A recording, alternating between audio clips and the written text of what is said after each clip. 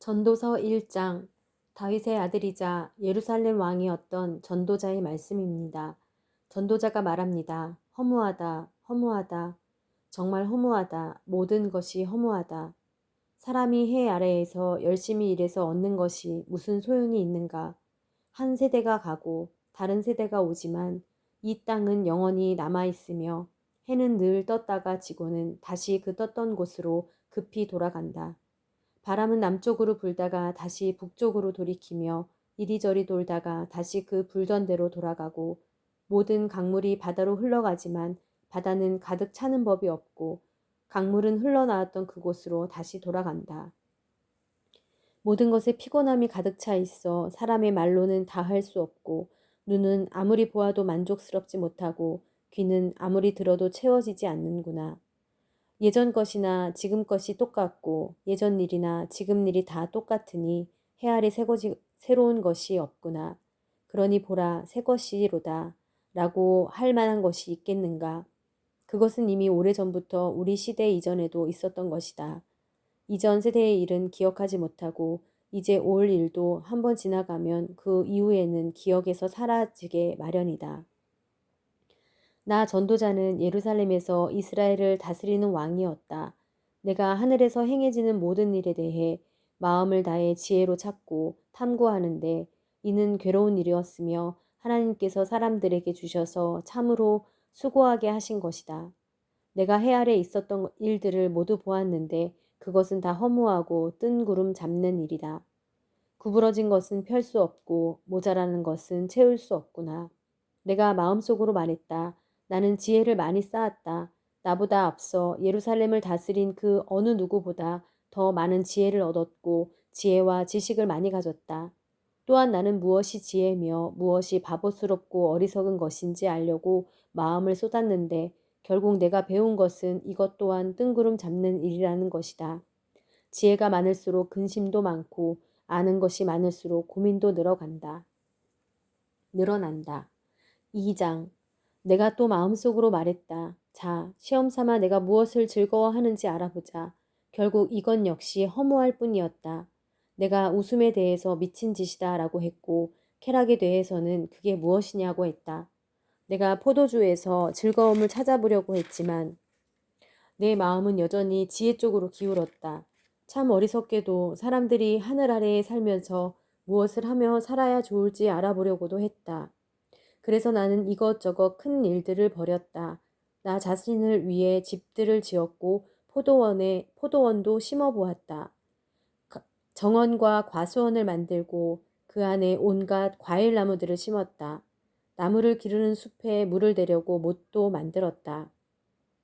남녀 종들을 사들이기도 했으며 내 집에서 종들이 태어나기도 했다. 나는 또 나보다 앞서 예루살렘에서 다스렸던 어느 누구보다도 많은 소와 양떼들을 소유해 보았다. 금은과 왕들의 보물과 여러 지방의 독특한 보물을 나 자신을 위해 모으기도 했다. 노래하는 남녀들과 남자들이 좋아하는 첩들도 수없이 많이 거느렸다. 이렇게 나는 나보다 앞서 예루살렘에 있던 그 누구보다도 크게 세력 있는 사람이 돼 남 부러울 게 없었고 지혜도 여전히 내게 있었다. 나는 무엇이든지 내 눈이 원하는 것은 멀리하지 않았고 무엇이든지 내 마음이 기뻐하는 것은 절제하지 않았다. 내 마음이 내 모든 수고를 기뻐했고 이것이 내 모든 수고에 대한 보상이었다. 그러나 내 손이 한 모든 일과 내가 이루려고 그토록 노력한 것을 살펴보니 모든 것이 허무하고 뜬구름 잡는 일이었다. 해 아래에 유익한 것은 하나도 없었다. 그러고 나서 내가 다시금 지혜에 대해 곰곰이 생각하고 바보스럽고 어리석은 것에 대해서도 생각해 보았다. 왕위에 오를 사람이라고 무슨 일을 더 하겠는가? 이미 돼 있는 일 말고 더 있겠는가? 빛이 어둠보다 나은 것처럼 지혜가 어리석은 것보다 낫다는 것을 내가 알았다. 지혜로운 사람은 그 머리에 눈이 있고 어리석은 사람은 어둠 속에서 헤맨다. 그러나 결국 내가 깨닫게 된 것은 이들 모두가 똑같은 운명이라는 것이다.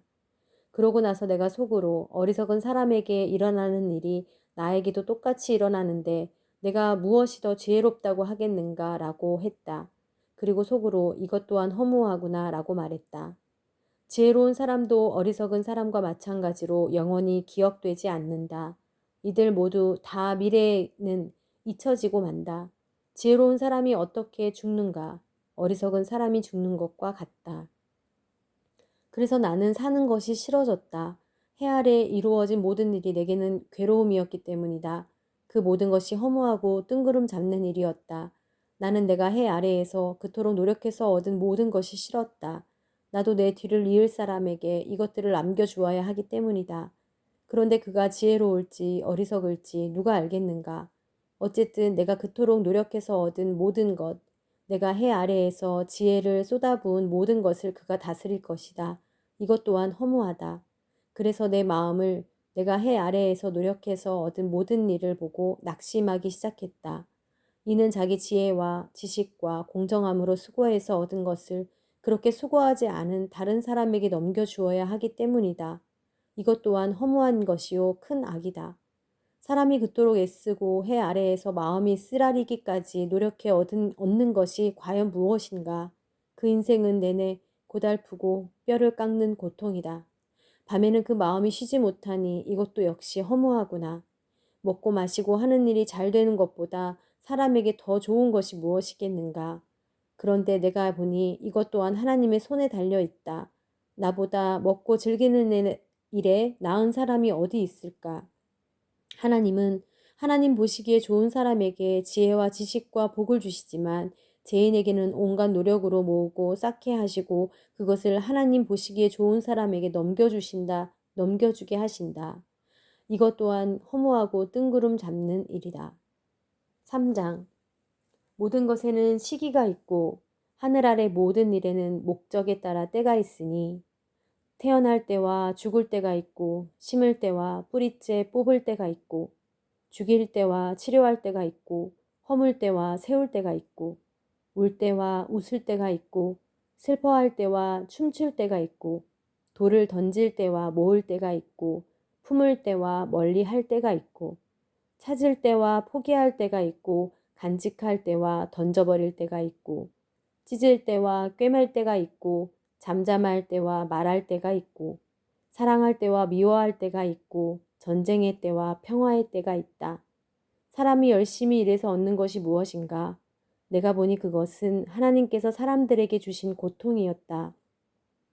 하나님은 모든 것을 그분의 때에 아름답게 만드시고 사람들의 마음 속에 영혼을 사모하는 마음을 주셨다.